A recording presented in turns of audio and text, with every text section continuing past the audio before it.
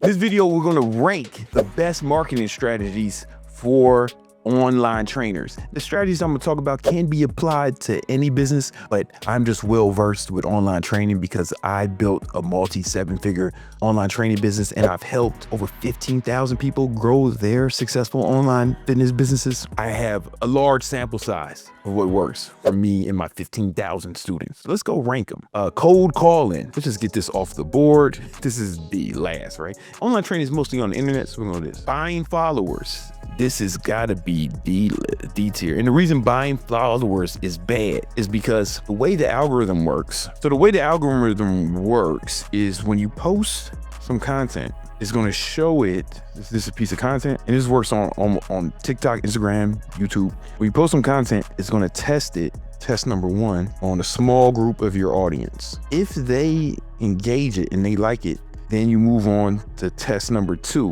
where they're gonna show it to a larger group of your audience, larger test size. And let's say you pass that test, like meaning that people engage with it, then they're gonna show it to your audience and they're gonna start mixing in some people who do not follow you. They're gonna start testing it on people who don't follow you to see how much they like that content. You pass that test, then you go to test number four, still some of your audience, but now you're going to a lot more people who don't follow you. We don't know how many tests there are, but it works like this. And then you pass this, now it's sending to a lot of people. This is when you start to go viral. When people who don't follow you are getting recommended your stuff. This is when you start to go viral. And your followers will still see it too. But now you'll be more new people than old people. Now here's the reason why buying followers is bad. If you buy followers and they don't engage with your stuff, you won't make it out the first test. And you damn sure won't make it out the second. So you'll never get to the part where your stuff can go viral. So buying followers is easy way to kill your account. Radio ads, we're gonna put that on D. Like, fuck you doing, right? Newspaper ads, D. Influencer, shoutouts. This is not bad. This is actually not bad. You can pay for shoutouts. I wouldn't start here. If you're already making money, I'll put this at like B tier. If you're already making money and you can make this work in some followers, especially if it's targeted pages. So if you're a fitness influencer, you get some big random fitness pages to shout your stuff out, to shout you out. In fact, we did this with homie Splash, man. He had like an athletic clothing line that he was starting, and we got some athletic pages to shout out his stuff, and he started making sales. And we coupled that with some retargeting ads. This is back when he was in high school, man, and I was helping him make 10K a month. Let's go with affiliate programs. Now, this doesn't work that well for online trainers, but I've seen it work really well for other online businesses. I've never seen it work for online training, but for other businesses, this works really well. This is when you hire other people to promote your product or service. You don't even hire them. Like, they promote your product or service. The revenue that comes from their followers, they get a commission on it. It's like ads. You only pay for what you get. It's different than ads because you're going to a warm audience, but it's somebody else's warm audience. You get to piggyback off the trust they have with their audience. So this can work. I haven't seen it work for online trainers, but for other businesses, I've seen it work really well. Even for like my businesses, I've done affiliate deals with other influencers, other businesses. It brought me in a lot of money. I've done affiliate stuff with other people where I promoted their stuff and mutually advantageous. Email marketing. Man, if you can get this down, this is S tier. This is S tier. Like, online trainers, they just ignore email marketing. It's perceived as difficult to set up some sort of CRM. If you can just fucking sit down for a weekend and set up a CRM where you can start, collecting emails and then start emailing your list, you can make a lot of money. I've made millions email marketing, literally millions. People think that email marketing doesn't work. Listen, you go to Target, they're gonna ask for your email. Why is a multi-billion-dollar company asking for your email? You think they're doing this shit because it don't work? Because it don't make them no money? You don't think they tested that shit? I bought my girl something from Victoria's Secret. They asked for my email. I'm like, no. But why do you think they're doing it? Money to be made, email marketing, I'm telling you, is S tier. Organic content. When done right, organic content is S tier. It's probably the foundation, especially if you're an online trainer. If you have the right organic content, you got to really know what you're doing. I got a free ebook, link in the description, called the 10 Commandments of Online Training, and it'll show you how to build your whole online fitness business, but we talk about building organic content that actually brings you in sales and makes you money. Click the link in the description to check that out.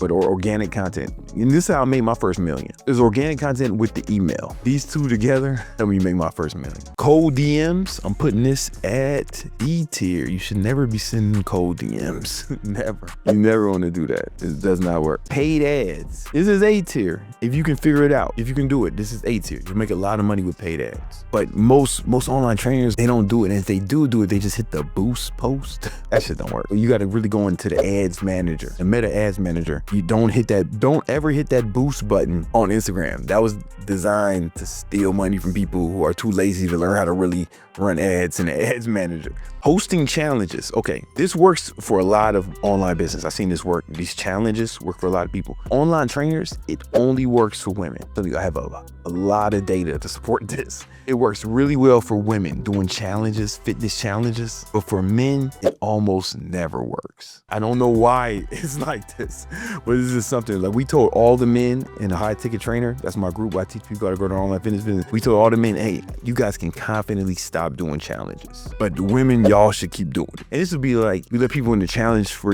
free or cheap, and then you give them some sort of protocol, everybody some sort of protocol, and at the end, you sell them into your training. There's a certain way to do that we teach, but it works really well for women. For men, not so much. Webinars work great for most businesses. They're not great for online training. So I'm gonna put it at B tier. They're really good for a lot of online businesses, but not necessarily for coaches. They're really only good if you're selling a course. But if you're selling like real coaching with someone, webinars aren't always the best way to do it. Podcast appearances, B tier, because it really depends on the podcast, you know. Now, if you can get on Joe Rogan, then it's S tier, right? But the majority of podcasts ain't Joe Rogan. So I'm gonna put it at the average. SEO, like SEO shit, this is like C tier maybe. This is like people writing blogs and shit. This was cool like maybe 10, 15 years ago. People are doing less searching on Google now and more searching on ChatGPT. Even Google has AI mode, right? You seen this shit? People are searching with AI more than they are on Google. So your shit ain't gonna be ranking like that anymore.